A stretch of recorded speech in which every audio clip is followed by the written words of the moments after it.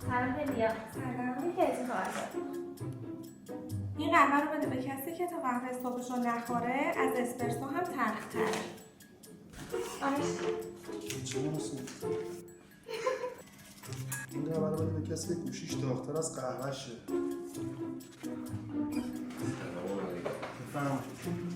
آقا ارادت داریم.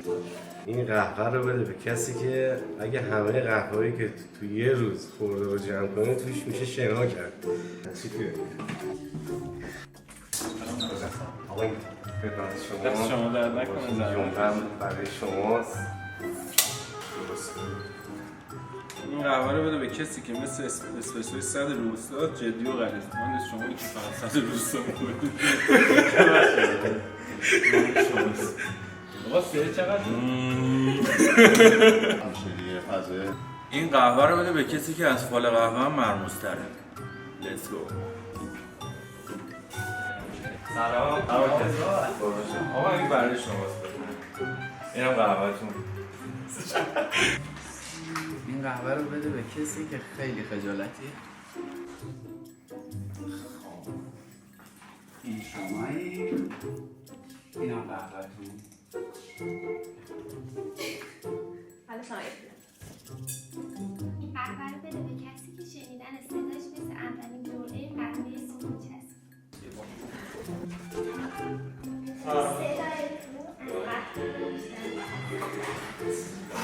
بچه‌ها یهویی خیلی. این قهوه رو بده به کسی که جوابش مثل قهوه کپسولی تند و حاضر و آماده است. بودم چیه؟ من؟ بله. این خدمت شما. این هم تقدیمش برم. این قهوه رو بده به کسی که با همین قهوه از همکار شد رفیق. دیدم خودت. پرویز. خوبه، همه چیزاش خوبه دیگه.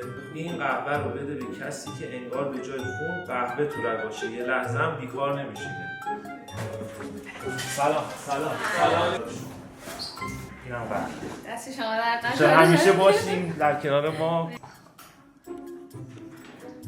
همیشه شیک و خوشبوشه. بفرمایید. این قهوه رو به کسی بده که بیشترین چیز ازش یاد گرفتی. متشکرم. مرسی. خیلی عزیزم.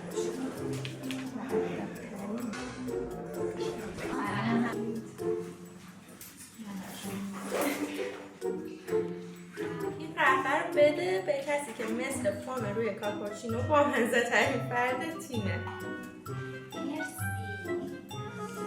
این قهوه رو بده به کسی که از قهوه کلد برو هم خونسردتره.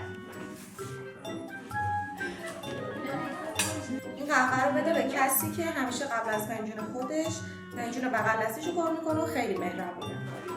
برای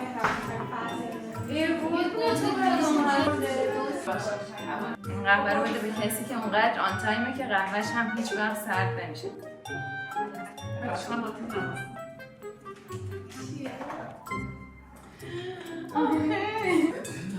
قهوه رو بده به کسی که تا قهوه نخوره رسما تو خواب راه میره.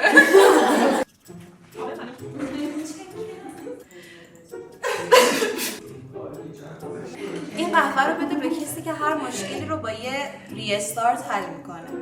میدونم باید بگیم. متشکرم. خیلی متشکرم. این قهوه رو بده به کسی که تا همه قهوه نخورن خودش قهوه نمیخوره. این برای شماست. مرسی. این قهوه رو بده به کسی که از بس استرس داره، انگار 3 تا اسپرسو دابل پشت سر هم خورده. من استرسیم.